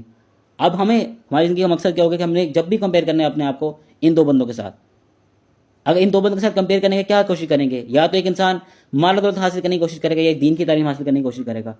تو آپ دیکھیں کہ ایک انسان کے لیے زیادہ آسان یہ ہے کہ وہ دین کی تعلیم حاصل کر لے، کیونکہ یہ انبیاء کا ورثہ بھی ہے. مال و دولت انبیاء کا ورثہ نہیں ہے. انبیاء مال و دولت کا وارث نہیں بنا کے جاتے اپنی اولاد کو، انبیاء علم کا وارث بنا کے جاتے ہیں. تو اس میں دونوں میں سے جو افضل چیز ہے جس کو اپنانے کے ایک انسان کو آپشن دیا جائے کہ اب تم نے اپنے آپ کو کمپیئر کرنا ہے ان دو بندوں سے، اب وہ کہے گا میں کمپیئر کر رہا ہوں، اب میں ان دو بندوں کی طرح بننا چاہتا ہوں. تو اس کے لیے زیادہ افضل بات یہ ہے کہ وہ دین کی تعلیم حاصل کرے اور اس دین کی تعلیم کو اللہ کے راستے یعنی لوگوں کے ذریعے ان کو فائدہ پہنچائے، ان کے مسائل کو حل کرے، تو یقیناً یہ چیز اس کو فائدہ پہنچائے گی. اب دیکھیے اس طرح اللہ کے رسول اسلام نے فرمایا کہ جب انسان فوت ہو جاتا ہے تو اس کا عمل منقطع ہو جاتا ہے، کٹ جاتا ہے، سوائے تین چیزوں کے: صدقہ جاریہ. صحیح بخاری میں حدیث آتی ہے اللہ کے رسول نے فرمایا کلو معروف صدقاتن، کہ ہر نیک کام بات صدقہ ہے. صرف صدقہ وہ نہیں ہے کہ ہم مال و دولت دیں، ہر نیک کام ہر اچھی بات وہ صدقہ ہے. جیسا کہ کوئی شخص کسی انسان کو یہ بات کہہ رہا ہو کہ کسی شخص کی یعنی سواری اٹھانے میں اس کا بوجھ اٹھانے میں اس کی مدد کر دو، وہ یعنی کسی جگہ پہ وہ کوئی سامان لوڈ کر رہا ہے اس کی مدد کر دو، تو یہ اس کا بات کہنا بھی صدقہ ہے، حالانکہ اس نے کوئی آیت حدیث بیان نہیں کی بلکہ آیت حدیث کا معنی بیان کی ہے، یہ بات بھی صدقہ ہے۔ اس لیے فرمایا ایسا علم جس سے فائدہ اٹھایا جائے اور نیک علاج اس کے لیے یعنی دعا کرے۔ تو آپ دیکھیں کہ انسان کو جو علم ہے یہ تب فائدہ پہنچا رہا ہے کہ جب یعنی وہ فوت ہو گیا پھر بھی اس علم کے اوپر عمل کیا جا رہا ہے، تو یہ انسان کے لیے صدقہ تو جاریہ بھی ہے۔ اس لیے ایک انسان کو کوشش یہ کرنی چاہیے کہ وہ اس علم کو حاصل کرے اور اس علم کے ذریعے لوگوں کو تبلیغ کرے۔ دیکھیں مشکات کے اندر حدیث موجود ہے، اللہ کے رسول نے فرمایا کہ انسان دو چیزوں کو ناپسند کرتا ہے حالانکہ اس کے بہتر ہے، فرمایا مال کی کمی اور موت۔ اب مال کی جو کمی ہے ایک انسان کے لیے بہتر کیسے ہے کہ ایک انسان کو جب مال کم ملے گا تو اس کا حساب بھی کم دینا پڑے گا۔ آپ کو یہ بات معلوم ہوگی کہ ہمارے ہاں ایک بہت مشہور بات کی جاتی ہے جب بھی ہم یہ بات کرتے ہیں کہ عبد الرحمن بن عوف بھی تو تھے، ان کے پاس اتنا مال تھا۔ آپ کو یہ بات معلوم ہونی چاہیے کہ ایک صحابی نے عبد الرحمن بن عوف کے سامنے اللہ کے رسول کی حدیث بیان کی کہ جنت کے اندر غربا اور مساکین مالداروں سے 500 سال بعد داخل ہوں گے، یعنی جو غربا ہیں وہ جنت میں جلدی داخل ہو جائیں گے 500 سال پہلے، یا اس کا الٹرنیٹ یہ کہہ لیں کہ جو امیر لوگ ہیں وہ جنت میں 500 سال بعد داخل ہوں گے یعنی غربا سے۔ تو سیدنا عبد الرحمن بن عوف نے فوراً مال صدقہ کیا تاکہ وہ ان لوگوں میں شامل ہو جائیں جو مساکین اور غربا ہیں۔ یعنی ہمارے ہاں نا پارشلی دین بیان کیا جاتا ہے، اس کی مکمل فہم نہیں بیان کی جاتا۔ جس کو آپ مثال بنا کے پیش کر رہے ہو کہ وہ اس کے پاس مال دولت تھا تو مال دولت کی بری چیز نہیں ہے اسلام میں، وہ شخص مال صدقہ کر رہا ہے تاکہ وہ بھی مساکین غربا میں شامل ہو جائے، لیکن یہ بات بتائی نہیں جاتی۔ کیونکہ معاشرے کے اندر دنیا پرستوں کی اس قدر یعنی کثرت ہے کہ وہ آپ کے سامنے باتیں کھول کے بیان ہی نہیں کرتے۔ یہ جو چیزیں آپ کو بیان کی جا رہی ہیں یہ چیزیں آپ کی زندگی کے ڈائریکشن کو سیٹ کریں گی۔ اچھا آگے دیکھیے کہ ایک انسان جب مزید ڈپریشن میں آتا ہے تو اس کو کہتا ہے کہ میرے پر تکلیف آ رہی ہیں، آزمائش آ رہی ہے، کیونکہ آپ کو پتہ ہے کہ ایک انسان جیسی تکلیف یعنی دین کے اوپر چلے گا تکلیف اس کے اوپر زیادہ آئیں گے، مصائب آئیں گے۔ دیکھیں سنن ترمذی کے حدیث موجود ہے کہ سیدنا سعد بن نبی وقاص بیان کرتے ہیں کہ اللہ کے رسول سب سے زیادہ آزمائش کس کے اوپر آتی ہیں؟ فرمایا اللہ کے رسول نے کہ انبیاء پر، یعنی انبیاء پر سب سے زیادہ آزمائش آتی ہیں۔ تو یعنی بات معلوم ہوئی اللہ تعالیٰ نے کسی شخص کو رتبہ نہیں دیتا آزمائے بغیر۔ یہ جو بات بیان کی گئی نا کہ ہم نے موت و حیات کو اس لیے پیدا کیا تاکہ تمہاری آزمائش کرے، تمہیں کون اچھا عمل کرتا ہے، اللہ تعالیٰ نبی کو بھی آزمائے بغیر رتبہ نہیں دیتا۔ اس لیے فرمایا اللہ کے رسول نے کہ سب سے زیادہ آزمائش انبیاء پر آتی ہے اور انبیاء اس آزمائش میں پاس ہوتے ہیں۔ فرمایا پھر اللہ کے رسول کہ اس کے بعد سب سے زیادہ اللہ تعالیٰ کس کو آزماتا ہے، کس کو اللہ تعالیٰ نئی تکالیف بھیج کے آزماتا ہے، ٹیسٹ کرتا ہے؟ فرمایا کہ جو اس انبیاء کے بعد نیک لوگ ہوں۔ تو جیسے ہی آپ نیک بنیں گے آپ کے اوپر آزمائشیں آنا سٹارٹ ہو جائیں گی۔ کیونکہ آپ اب اس اللہ تعالیٰ سے اس لسٹ میں لائن میں لگے ہیں کہ آپ اللہ سے بلند مرتبہ اور مقام چاہ رہے ہیں۔ اب جب بلند مرتبہ مقام چاہنے کی اس لائن میں لگ گئے ہیں، اس ویٹنگ لسٹ میں لگ گئے ہیں، اللہ تعالیٰ آپ کو ٹیسٹ کرے گا۔ کیونکہ اللہ کا یہ رول ہے کہ چاہے نبی ہو چاہے غیر نبی ہو، اللہ تعالیٰ نے انسان کو آزمائے بغیر اس کا رتبہ نہیں دینا، اس کو مقام نہیں دینا۔ اب جب انسان کے اوپر مشکلات آئیں گی تو وہ مشکلات میں ڈپریشن میں ہوگا کہ میرے پاس یعنی یہ مسائل آ رہے ہیں۔ اب اس کا جواب صحیح مسلم کی حدیث نمبر 7500 ہے اور 7428 بھی ہے، اور اسی طرح دیگر بھی حدیث میں آتا ہے کہ اللہ کے رسول اسلام نے فرمایا کہ مومن کا بھی کیا عجیب معاملہ ہے کہ اس کے ہر معاملے میں خیر ہی خیر ہے۔ آپ دیکھیں کہ ایک انسان ایک وقت میں دو میں سے کسی ایک حالت میں ہوگا، یا تو وہ خوش ہوگا یا غم ہوگا، کمی میں ہوگا، ٹینشن میں ہوگا۔ تو اللہ کے رسول نے فرمایا کہ ایک انسان یعنی جو مومن ہے اس کا عجیب معاملہ ہے، وہ ہر معاملے میں فائدے میں ہے۔ کیسے؟ فرمایا اللہ کے رسول نے کہ اگر اس کو کوئی نعمت ملی ہوئی ہے، خوش ہے، تو شکر ادا کر رہا ہے۔ جب شکر ادا کر رہا ہے تو اللہ تعالیٰ یعنی اس کے عوض اس کو یعنی مقام دے گا، ثواب دے گا۔ اور اگر وہ شخص مشکل میں مبتلا ہے تو اللہ تعالیٰ اس شخص کو بے پناہ اجر و ثواب دے رہا ہے۔ اللہ تعالیٰ کتاب اللہ میں فرماتا ہے کہ صبر کرنے والوں کے لیے بے حساب اجر و ثواب ہے، یعنی ان کاؤنٹیبل اجر ہے۔ جیسے روزے کے والے سے آتا ہے نا، اللہ تعالیٰ نے فرمایا کہ روزے کی جزا میں ہی ہوں اور یعنی میں اس کی جزا دوں گا، اس کا کوئی اجر اسپیسیفک بیان نہیں کیا گیا۔ اس طرح جو صبر ہے اس کا بھی اجر کا انکاؤنٹیبل ہے، یعنی اللہ تعالیٰ نے بیان نہیں کیا، بہت زیادہ اس کا اجر ہے۔ تو ایک یہ انسان کسی بھی یعنی جب دین کے اوپر چلتا ہے تو ہر معاملے میں اس کے لیے فائدہ ہی فائدہ ہے۔ اب دیکھیں سے حدیث میں آتا ہے کہ اللہ کے رسول علیہ السلام نے فرمایا کہ صحیح مسلم میں حدیث ہے کہ ایک انسان کو کوئی کانٹا چبھے، حتیٰ کہ اس کو کوئی ذہنی ٹینشن بھی لاحق ہو، یعنی اس کو کوئی تکلیف ہے، وہ غم میں مبتلا ہے، اس کے ذریعے بھی اللہ تعالیٰ اس کو گناہ معاف کرتا ہے۔ تو ایک انسان کے جب تکلیف آ رہی ہے تو اس کے گناہ معاف ہو رہے ہیں، اس کی نیکی میں اضافہ ہو رہا ہے، اور اس کے لیے آخرت میں بے پناہ اجر و ثواب ہے، اور اگر نعمت میں ہے تب بھی اجر و ثواب ہے۔ اس طرح اللہ کے رسول نے فرمایا جب تم میں سے کوئی شخص ایسے شخص کو دیکھے جو مال و حسن میں اس سے بڑھ کر ہے تو اسے چاہیے کہ وہ ایسے شخص کو بھی دیکھے جو اس سے کم تر ہے. اب دیکھیں جب ایک انسان ان تمام باتوں پہ عمل کرے گا اور دنیا کو ترک کر کے یعنی آخرت کی طرف فوکس کرے گا تو اس کو یہ وسوسے آئیں گے کہ اس کے پاس اتنا مال و دولت ہے. تو اللہ کے رسول نے کیا وصیت کر دی فوراً اس فتنے کو اس آزمائش کو دور کرنے کے لیے کہ اس کو چاہیے کہ اس شخص کو بھی دیکھے جو اس سے کم تر ہے, یعنی جس کے اوپر اس کو فضیلت حاصل ہے. ہم میں سے بہت سے لوگ ہیں یعنی جو ہماری لائف ہے, بہت سے لوگوں کی یہ ڈریم لائف ہے, جو آج کل کئی لوگوں کی ہماری لائف ہے, یہ بہت سے لوگوں کی ڈریم لائف ہے کہ وہ چاہتے ہیں کہ وہ اس طرح کی زندگی گزار لیں, لیکن کیونکہ انسان ناشکر ہے, ان چیزوں کی قدر نہیں کرتا, اس وجہ سے آپ دیکھیں کہ یہ معاملہ انسان کو ہوتا ہے کہ وہ فتنے میں مبتلا ہو جاتا ہے. اب دیکھیں اللہ کے رسول نے فرمایا آگے حدیث ہے صحیح مسلم میں, اگر آپ سلائڈ نمبر 21 پہ آئیں, کہ کامیاب ہو گیا وہ شخص, یعنی وہ شخص کو ایک جنت میں داخلے کی یعنی سبب بن گیا اس کی یہ عمل کہ جس کو بقدر ضرورت یعنی روزی ملی ہے, یعنی ضرورت کے مطابق روزی ملی ہے اور اس نے اسی پر قناعت اختیار کر لی. یعنی آپ دیکھیں کہ ہمارے ہاں یہ کہا جاتا ہے کہ جنہیں اور مال اور مال اور مال, جبکہ یہ معاشرہ جو ہے ہمارا اس طرف لگا ہوا ہے کہ بس جیسے اللہ کے رسول نے فرمایا کہ آدم کی جو یعنی پیٹ ہے وہ قبر کی مٹی بھرتی ہے, وہ ایک اس کو وادی ملے گی سونے کی پیکا ایک اور ہو. جیسے میں ایک ویڈیو دیکھ رہا تھا, ایک بہت بڑے ٹرانسپورٹر کے پاس بہت زیادہ مال ہو رہا تھا, وہ پھر کہہ رہا ہے کہ وہاں پہ میں نے کام کسی اور کو سبارڈینیٹ کر دیا, میں ایک اور کاروبار کی طرف جا رہا ہوں. کہ اس انسان کو نہیں چاہیے تھا کہ یہ انسان فوکس کرتا, یہ توجہ کرتا کہ وہ شخص اب دین کے لیے بھی کوئی ٹائم اختیار کر لے. اصل میں یہ ایکسٹریمسٹ لوگ ہیں, متشدد لوگ ہیں جو ایک طرف لگ گئے ہیں. اعتدال یہ ہوتا ہے جس کی جتنی ویلیو اس کو اتنا ٹائم دیا جائے بس. اگر آخرت کی ویلیو زیادہ ہے اس کو زیادہ ٹائم دیا جائے, اور اگر دنیا کی ویلیو کم ہے اس کو دنیا کا ٹائم دیا جائے. اس لیے فرمایا کہ کامیاب ہو گیا وہ شخص, یعنی اس دنیا نے اس شخص نے دنیا میں کامیابی حاصل کری, اس کو بقدر ضرورت یعنی ضرورت کے مطابق رزق دیا گیا اور اس نے اسی پر قناعت اختیار کر لی. یہ بہت ضروری چیز ہے. اب وہ شخص جو گمراہی کے اندر مبتلا ہے, اس کا میں نے مثال دی آپ کو, وہ قناعت اختیار نہیں کر رہا, حالانکہ اس کے لیے بہت ہے لیکن وہ قناعت اختیار نہیں کرتا. اس لیے کائنڈلی مائک میوٹ رکھیں. اس لیے اللہ کے رسول السلام نے جو بات بیان کی ہے کہ کامیاب ہو گیا وہ شخص جس نے اس کو بقدر ضرورت رزق ملا اور اس نے اس پہ قناعت اختیار کی. تو اس لیے ایک انسان کو اپنے رزق کے اوپر قناعت اختیار کرنا یہ بہت یعنی افضل چیز ہے, اور یہی اس اس کی کامیابی کا راز ہے. جب وہ اس کے اوپر قناعت اختیار نہیں کرے گا, وہ لگا رہے گا ساری زندگی, دین کو کمپرومائز کرے گا, دین کو یعنی پس پش ڈال دے گا, اور وہ کمپرومائز ہمیشہ کرے گا. اس طرح ایک حدیث میں آتا ہے کہ رسول نے فرمایا کہ کوئی چیز, کوئی ایسا عمل انسان کے دین کو اتنا نقصان نہیں پہنچاتی جتنا انسان کی مال و جا کی حص اس کے دین کو نقصان پہنچاتی ہے.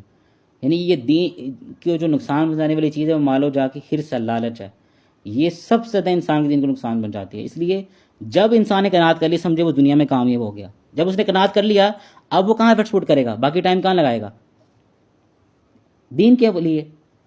اس لیے ایک انسان کو چاہیے کہ ان تمام تر چیزوں کو ذہن نشین رکھے. اس طرح آپ کے بعد معلوم ہونا چاہیے کہ رسول نے فرمایا کہ دو نعمتیں اللہ تعالیٰ کی ایسی ہیں, صحیح بخاری میں حدیث ہے, کہ جس کے حوالے سے اکثریت انسان خسارے میں ہے. اب اس میں آپ کو یہ بات معلوم ہوگی کہ اس میں ایک تو اللہ کے رسول نے فرمایا کہ صحت ہے, اور یہ بات کہی بھی آتی ہے تندرستی ہزار نعمت ہے, بلا شبہ ایسے ہی ہے, کوئی شک نہیں ہے. دوسری چیز اللہ کے رسول نے فرمایا فراغت, فری ٹائم. اب آپ سمجھیں کہ فری ٹائم نعمت ہے, بالکل نعمت ہے. فراغت اللہ تعالیٰ کی بہت بڑی نعمت ہے. اللہ کے رسول نے فرمایا کہ اکثریت انسان اس میں غفلت میں ہے, اس نعمت کا فائدہ نہیں اٹھا پا رہا اکثریت انسان. اب آپ دیکھیں جیسے کئی لوگوں کے پاس فری ٹائم ہوتا ہے, اس میں اللہ تعالیٰ کی عبادت ہی مجال لاتے, بلا وجہ موبائل پہ اسکرولنگ, ریلز دیکھنا, یہ سب ٹائم ویسٹ کر رہے ہیں. بجائے کہ اسی پہ, جیسے اب ہمارے یہاں اکثر جو نوجوان ہیں, یوتھ ہے, موبائل پہ, انسٹاگرام پہ, اسنیپ چیٹ پہ ویڈیوز اپلوڈ کر رہے ہیں, برا یعنی بےہود کی بلا وجہ کی, جس کا کوئی فائدہ نہ بلکہ الٹا نقصان ہے آخرت میں. اسی ٹائم کو یعنی اسی ایپ پہ آپ دین کا کام بھی کر سکتے ہیں. تو اللہ تعالیٰ نے تو انسان کو دونوں راستے دکھا دیا, وہ چاہے تو شکر گزار بندہ بنے یا نہ شکرا. تو یہ دو بڑی نعمتیں ہیں جو اللہ انسان کو عطا کی گئی ہیں. لیکن ایک فراغت جو آج کل بہت زیادہ عام ہو گئی ہے ہمارے معاشرے میں. جیسے آپ مثال کے طور پر چیزیں آسان ہو گئی ہیں, جیسے آپ دیکھیں کئی بینکس کے بینکنگ ایپ بن گئی ہیں. پہلے بینکس میں لائن میں لگنا پڑتا تھا, بل کے لیے لائن میں لگنا پڑتا تھا, فیسز کے لیے لائن میں لگنا پڑتا تھا, کئی شاپنگ کرنے جانا پڑتا تھا. اب سب کچھ گھر آ جاتا ہے. تو کئی اب زندگی آسان ہو گئی ہے, لگژری لائف میں آ گئی ہے. تو اب انسان کے پاس فری ٹائم زیادہ ہے, لیکن وہ فری ٹائم کی جو انسان کا کنورٹ ہو رہا ہے انرجی میں, وہ نیگیٹو انرجی میں کنورٹ ہو رہا ہے, وہ ریلز دیکھنے میں فضول ٹائم میں. جبکہ اس کو چاہیے تھا کہ اگر اس کے لیے آسانی کی گئی تو وہ اس دین کی تعلیم کو سیکھے, اس دین کی بات کو آگے پہنچاتے. سمپل آسان ہے کہ کئی دفعہ ہماری طرف سے جو پوسٹ شیئر کی جاتی ہیں اسی کو آپ آگے اسٹیٹس پہ لگا دیں, فیس بک پہ شیئر کر دیں, گروپس میں شیئر کر دیں. بات یہ کہ ایک انسان جب بات کچھ کرنا چاہے تو کر سکتا ہے. اسی طرح دیکھیے کہ اللہ رسول نے فرمایا کہ یہ تمہارا مال اور تمہاری اولاد فتنہ ہے.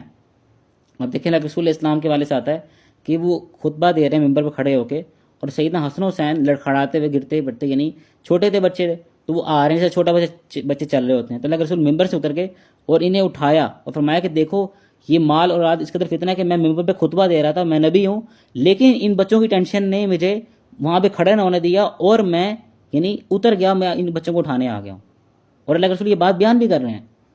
اب دیکھیں کہ یہ مال اور اولاد انسان کو فتنے میں ڈالتی ہے۔ اب دیکھیں اللہ کے رسول نے فرمایا کہ ہر امت کی ایک آزمائش ہوتی ہے۔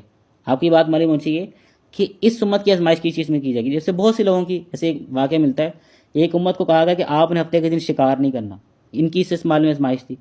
اسی طرح آپ داؤد اور جالوت علیہ السلام کا واقعہ پڑھیں، داؤد علیہ السلام اور جالوت کا واقعہ پڑھیں، تو اس میں مطلب کہ ان لوگوں کی آزمائش کی گئی کہ تم لوگوں نے پانی نہیں پینا ورنہ تم جنگ ہار جاؤ گے۔ مختلف لوگوں کی مختلف طرح سے آزمائش کی گئی، لیکن اس امت کی یعنی امت محمدی کی آزمائش کس میں ہے؟ سنن ترمذی کا حدیث موجود ہے 2336 کہ اللہ کے رسول نے فرمایا کہ ہر امت کی کوئی نہ کوئی آزمائش ہوتی ہے، لیکن میری امت کی جو آزمائش ہے وہ مال میں ہے، یعنی کسی کو اللہ تعالیٰ زیادہ دے کے آزما رہا ہے اور کسی کو کم دے کے آزما رہا ہے۔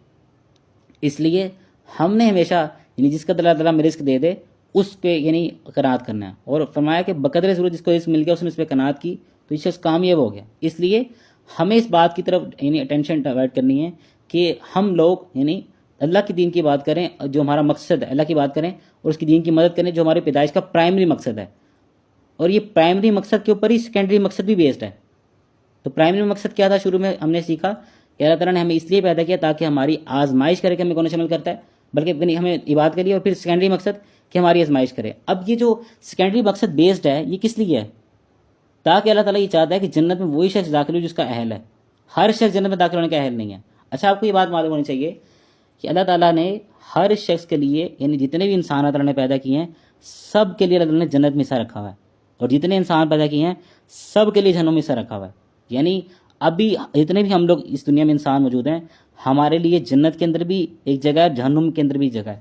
فرمایا اللہ کے رسول نے کہ جب جنتی اہل جنت میں داخل کر دیے جائیں گے تو ان لوگوں کو انہی لوگوں کا حصہ دے دیا جائے گا جو جہنمی تھے، یعنی جب جہنمی جہنم میں چلے گئے تو اب وہ تو جنت میں نہیں آئیں گے، اب ان جنتیوں کی ان کو حصہ دے دیا جائے گا۔ اس طرح جو شخص جہنمی ہے ان لوگوں کو یعنی ان کا بھی عذاب دیا جائے گا۔ جیسے اب کوئی شخص جہنم میں داخل ہو گیا ہے، اب وہاں پہ اہل جنت نہیں آئے تو اہل جنت کی بھی جگہ وہاں پہ موجود تھی ان لوگوں کی، اب ان لوگوں کو اس کا بھی عذاب دیا جائے گا۔ تو اب ہمارے اوپر ہے کہ ہم نے کس جگہ جانا ہے۔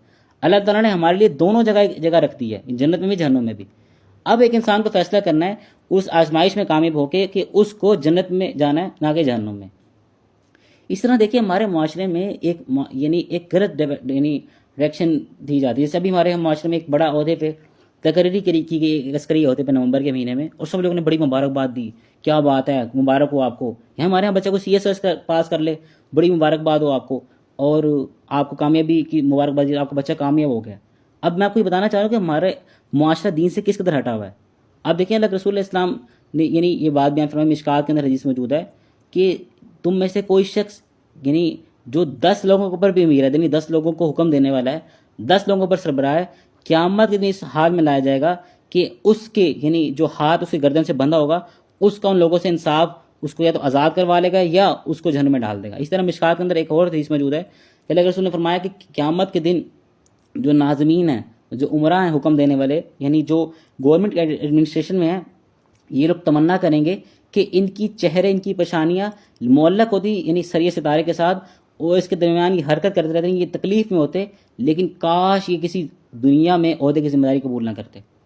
اب آخرت کے اندر اللہ تعالیٰ ان کو اس کے ذریعے عذاب دے رہا ہے۔ لیکن سننا ہے اکثر ناظم، اکثر حکمران، ایک روایت میں آتا ہے کہ وہ جہنم میں جانے والے ہیں، اکثریت جو حکمران ہیں ان کی جو ٹھکانہ وہ جہنم ہے، کیونکہ یہ ان سے غلطی ہو جاتی ہے۔ اس طرح اللہ کے رسول نے فرمایا جس کو کسی قوم کا حکمران بنا دیا گیا کہ اس کو ایک یعنی تختہ مشق پہ لٹکا دیا گیا کہ اب بس وہ ذبح ہونے والا ہے، وہ اب ذبح ہوا ہی ہوا، کوئی ایک چھوٹی غلطی ہوئی اب وہ گیا۔ اس لیے ہمارے معاشرے میں کیا ہوتا ہے کہ اب جیسے سی ایس ایس پاس کر گیا ایک بچہ، اسسٹنٹ کمشنر کسی عہدے پہ لگ گیا، اس کے اندر آرام سے کم از کم 200 400 عملہ ہوتا ہے، بہت سی پولیس کی شہر کی پولیس اور ڈفرینٹ عملہ ہوتا ہے۔ ہمارے یہاں کیا کہا جا رہا ہے، مبارک ہو آپ کو بچہ کامیاب ہو گیا۔ آخرت میں اس کا بچہ لٹکا ہوا ہے، وہ آخرت میں جب اللہ تعالیٰ کے رسول نے فرمایا کہ آخرت میں جب یہ اٹھیں گے، ان کو جب معلوم ہوگا کہ ہمیں کس قدر ہم نے غلطی کی ذمہ داری قبول کرتے، یہ خواہش کریں گے کہ ان کے چہرے، ان کی پوشانیاں ان ستارے کے ساتھ لٹکی ہوتی زمین و آسمان کے درمیان، اور یہ حرکت کرتے رہتے، تکلیف میں ہوتے، لیکن کاش اس ذمہ داری کو قبول نہ کرتے۔ یہ فرق ہے ہماری دنیا اور آخرت میں، کہ دنیا میں سے کہا جا رہا ہے وہ کامیاب ہے، لیکن آخرت میں اس کو وہ اپنے منہ سے کہہ رہا ہے یہ بات کہ کاش ہم ذمہ داری قبول نہ کرتے. یہ ہمارے معاشرے کا مسئلہ ہے کہ یہاں پہ اس چیز کو کوئی یعنی روکتا ہی نہیں ہے, کوئی صرف اس طرف توجہ نہیں دلاتا کہ ہماری زندگی کا جو پرائمری مقصد اللہ تعالیٰ کی عبادت کا حاصل کرنا ہے. اچھا یہ بات اس لیے کہی جا رہی ہے کہ دوبارہ ریپیٹ کر دیتا ہوں کہ ہمارا ان کے ساتھ اختلاف اس بات پہ نہیں ہے کہ آپ کے پاس مال و دولت نہ ہو, آپ کے پاس عہدہ نہ ہو, آپ کے انڈر ملازمین نہ ہو. ہمارے یہاں ہر شخص چاہتا ہے کہ اس کے اندر ملازمین ہو, ہر شخص چاہتا ہے اس کے پاس ایک اتھارٹی ہو. یہاں پہ کوئی مسجد میں بھی کوئی شخص متولی لگ جائے نا, اس کے پاس بھی وہ بھی ایک فرعون بنا ہوتا ہے اپنے نیچے طبقوں کے لیے. ہر بندے کو یہاں پہ اتھارٹی چاہیے, تو وہاں پہ جنت میں اتھارٹی بھی ہے, مال و دولت بھی ہے, خوبصورت بیوی بھی ہے, ہر طرح کی جو دنیا کی زندگی ہر طرح کی چیز ہے نا وہ وہاں پہ موجود ہے اور وہ ہمیشہ رہنے والی ہے. تو ہمارا اختلاف ٹائم پیریڈ پہ ہے اور وقت پہ ہے اور جگہ پہ, نہ کہ صرف یہ کہ اس بات پہ اختلاف نہیں ہے. اس لیے ہم چاہتے ہیں کہ ہم بھی اسی طرح کی چیزیں چاہتے ہیں اس طرح کی آپ تلاش کرو, لیکن دنیا میں نہیں چاہتے, آخرت میں چاہتے ہیں. دنیا میں حاصل کرنے لگ گئے تو ہم یہ اپرچونیٹی کاسٹ ہے. اپرچونیٹی کاسٹ کسے کہتے ہیں؟ ہم جب ہماری فیلڈ میں یہ اپرچونیٹی کاسٹ ایک ٹرم یوز ہوتی ہے کہ اگر آپ کوئی فیکٹری کو اوپن کر رہے ہیں اور کوئی کاروبار کر رہے ہیں تو اس کی اپرچونیٹی کاسٹ ہوگی کہ اگر آپ ان پیسوں سے وہ کام نہیں کر رہے تو آپ وہ پیسے کام کر رہے ہوتے. اس کو مثال دیتا ہوں کہ ایک انسان کو شاپ اوپن کر رہا ہے, اور جب وہ شاپ اوپن کر رہا ہے تو اگر وہ شخص شاپ اوپن نہ کرتا تو کہاں پیسہ انویسٹ کر لیتا, یہ اپرچونیٹی کاسٹ ہوتی ہے. اب ہماری اس دین کی اپرچونیٹی کاسٹ کیا ہے؟ یہ سب چیزیں, دنیاوی مال و دولت.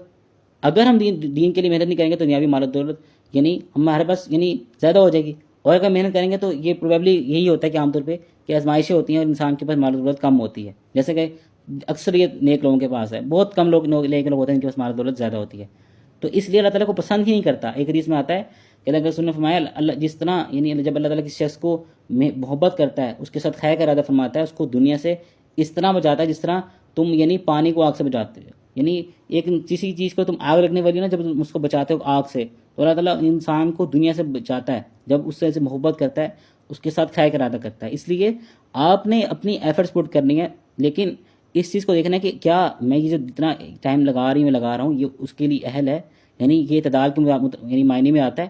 کہیں ایسا تو نہیں کہ اس کی اتنی اہمیت نہیں, میں اس پہ ٹائم لگا رہی ہوں. اس چیز کو بھی دیکھنا ہے. اب دیکھیں ہم جب استخارے کی دعا پڑھتے ہیں ہم اس میں کیا کہتے ہیں؟ اللہ اگر یہ چیز میرے دین کے لیے یعنی میرے معاش کے لیے اور میرے انجام کاری آخرت کے لیے بہتر ہے تب اس کے لیے میرا فیصلہ کر دے. تو ہمیشہ جب بھی کسی چیز کو اڈاپٹ کریں تو آپ نے اس چیز کو دیکھنا ہے کہ یہ جو بات آپ کو بیان کی جا رہی ہے, یہ جو اس کو بھی فیصلہ کرنے لگے ہیں, کیا یہ میرے دین کے لیے ہے, کہ میرے دین اس سے متاثر تو نہیں ہوگا؟ ہماری یہ چیز دیکھی نہیں جاتی. اس لیے جب آپ ان چیزوں کو دیکھ کے فیصلہ کریں گے تو آپ پھر ایک کامیاب زندگی گزار سکیں گے. اس لیے آپ ان چیزوں کو پرائیورٹائز کریں. اچھا بعض لوگ آپ میں سے, میں ایک بات کہنا نہیں چاہتا لیکن میں ایک بات آپ کے سامنے ایڈ کر دوں گا کہ شاید آپ کو لگے کہ یہ جو بات بیان کر رہا ہے یہ کوئی ٹپیکل مولوی, اس نے مدرسے میں بیٹھ کے دین کی تعلیم حاصل کی ہوگی اور یہ جس طرح ہمارے یہاں مولوی کی بات بیان کرتے ہیں یہ وہ ہم سے بات بیان کر رہے ہیں, جبکہ ایسا نہیں ہے, حقیقت میں اپنی بات نہیں ہے. ٹھیک ہے, میں ویسے اتنا اس کو بیان نہیں کرتا, لیکن یہ بات آپ کو موٹیویٹ کرنے کے لیے کہ میں نے دنیاوی تعلیم بھی حاصل کی ہے اور میں institute of chartered accountant of Pakistan سے بھی یعنی کوالیفائڈ ہوں, میرے پاس اسکالرشپ تمام ڈگری موجود ہے. اسی طرح میں ایس فائنلسٹ بھی ہوں, یعنی associate chartered certified accountant you کے سے, اور میرا وہ انشاءاللہ کچھ سالوں تو کمپلیٹ ہو جائے گا. تو یہ میں نے تمام تر دنیاوی تعلیم اسی کے ساتھ حاصل کی ہے, نہ کہ اس کے ساتھ یعنی جو آپ سمجھتے ہیں کہ یہ ایک مدرسے کا شخص ہوگا, نہیں, یہ میں نے تمام تر دنیاوی تعلیم اس کے ساتھ حاصل کی ہے اور یہ تمام تر چیزوں کو جانتے ہوئے میں یہ بات بتا رہا ہوں. اگر آپ اس کو گوگل پہ سرچ کر لیں تو ان کی سیلریز لاکھوں میں ہوتی ہیں, لیکن میں پھر آپ کو بات بتا رہا ہوں کہ جس کے پاس یہ ساری اپرچونیٹی ہے تب بھی میں آپ کو بات بتا رہا ہوں کہ اس میں کچھ نہیں رکھا ہوا, کچھ بھی نہیں رکھا ہوا اس کے اندر, سوائے یہ کہ اس میں انسان کی سر کھپائی ہے اور یہ سب کچھ ختم ہونے والا ہے. تو بات بتانے کا مقصد یہ کہ بات یہ میں ریویل نہیں کرتا, لیکن اس لیے ریویل کر رہا ہوں شاید آپ کے ذہن میں وسوسہ آنا ہے کہ یہ باتیں تو ٹھیک ہے, یہ پہلے دور کی باتیں تھیں, اب یہ پریکٹیکیبل ہیں. میں آپ کو خود بتا رہا ہوں یہ پریکٹیکیبل ہیں. میں نے اتنی اس قدر مشکل دینی تعلیم دنیاوی تعلیم کے ساتھ یہ ساری دینی تعلیم حاصل کی ہے, تو کیوں نہیں پاسبل ہوتا ہے. لیکن نہ کرنے کے لیے نا 100 بہانے, کرنے کے لیے ایک بہانہ ہے. اب دیکھیں ہمارے سامنے اللہ کے رسول اسلام کی مثال لیجئے کہ ان کو کیا کہا گیا کہ یہ ساحر ہے, جادوگر ہے, یہ دیوانہ ہے, معاذ یہ پاگل ہے. یہ بات اللہ کے رسول اسلام کے والے سے بیان کی گئی. آپ کو بھی لوگ بات بیان کریں گے یہ کس طرف لگ گئے ہو. اچھا اللہ کے رسول اسلام نے کس بات کو اہمیت دی, توجہ دی, اگنور کیا. اب ان کو پاگل یا دیوانہ کہنے والا جہنم میں ہے, آگ میں ہے, مکہ میں موجود نہیں ہے, اور اس پوری دنیا میں اللہ کے رسول اسلام پر دودھ پڑا جاتا ہے اور ان کی یعنی ان کی تعلیمات کو آگے پہنچایا جاتا ہے, ان کی تعلیمات عام ہے. اور مکہ میں اس وقت عبادات ہو رہی ہیں, اس وقت تراویح ہو رہی ہوگی کیونکہ آلموسٹ 2 گھنٹے پیچھے ہو, اور اسی جگہ پہ اس وقت عبادت ہو رہی ہیں. تو کام کرنے والے چپ کر کے یعنی جو باتوں فوکس نہیں کرتے، لوگوں کی باتوں فوکس نہیں کرتے، وہ کام کر جاتے ہیں. اب اللہ کے رسول اگر اس باتوں فوکس کر لیتے کہ جی وہ میں کہہ رہا دیوانہ یا پاگل یا مجنون یا جادوگر، اگر اس بات کو لے کے بیٹھ جاتے تو آج ہم یہ باتیں بیان کر رہے تو نہیں. اللہ کے رسول نے ان باتوں کو اگنور کیا اور کام کر کے دکھایا. نہ کرنے کے 100 بہانے تھے. جیسے آج ہمیں وہ لوگ گھر والے ڈیموٹیویٹ کرتے ہیں، ہمیں گھر والے دین میں آگے نہیں بڑھنے دیتے، یہ 100 بہانے ہیں کرنے کے لیے صرف کہ بس مجھے یہ کام کرنا ہے. جیسے میں آپ کو ایک مثال لیتا ہوں، اس دنیا میں اس وقت سب سے جو امیر ترین انسان ہے ایلن مسک اس کا نام ہے، آئی تھنک $900 بلین کے پاس اس کی ورتھ پہنچ گیا، یعنی $900 ارب آپ کہہ سکتے ہیں. اور اس سے پوچھا گیا کہ آپ جب کسی کام کو کرنے کا سوچتے ہیں تو موٹیویشن کیسے لاتے ہیں؟ اس نے کہا موٹیویشن کیا چیز ہوتی ہے؟ اس کا موٹیویشن کوئی چیز نہیں ہوتی. یا آپ دیکھ لیں کہ وہ دنیا پرست انسان، اس سے ہمیں سیکھ لینا چاہیے. وہ کہہ رہا ہے موٹیویشن کوئی چیز نہیں ہوتی. جب آپ کو پتا ہے میں نے کام کرنا تو پھر کرنا ہے، پھر کس چیز کی چیز؟ موٹیویشن آ رہی چیز ہوتی ہے، ڈسپلن زیادہ ہوتا ہے. اس بندے کے اندر ڈسپلن ہے، اس وجہ سے اس نے معلومات اکٹھی کر لی ہے. اس لیے ڈسپلن جب ہوگا نا تو وہ آپ کو کامیاب کرے گا. تو میری طرف سے اتنا ہی تھا. میں نے پوری کوشش کی جس قدر مثالیں دے کے، جس قدر آیات اور حدیث دے کے آپ کو بات سمجھائی جائے، ہر طرح سے کوشش کی آپ کو بات سمجھ آ جائے. تو امید کرتے ہیں کہ آپ کو بات کلیئر ہو چکی ہوگی اور بات سمجھ میں آ چکی ہوگی. پھر بھی کوئی سوال ہو تو آپ بلا جھجھک اپنا مائک انمیوٹ کر کے سوال کر سکتے ہیں. پہلے ہم گوگل میٹ والوں سے سوالات لے لیں گے اور اس کے بعد پھر ہم آپ لوگوں سے سوالات لیں گے.